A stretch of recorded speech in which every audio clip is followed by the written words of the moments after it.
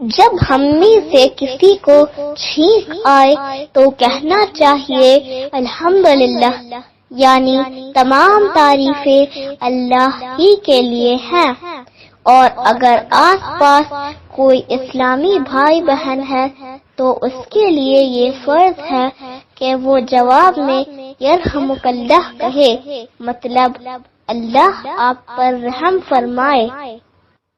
तो इसके जवाब में छींकने वाले को फिर कहना चाहिए यहदीकुमुल्लाहु व युस्लिहु बालकुम, यानी अल्लाह आपको हिदायत दे और आपकी हालत दुरुस्त करे। यहाँ एक बात बताना जरूरी है कि औरतों को अगर छींक आए और वो जब अल्हम्दुलिल्लाह कहे तो उनके जवाब में यरहमुकिल्लाह कहना है।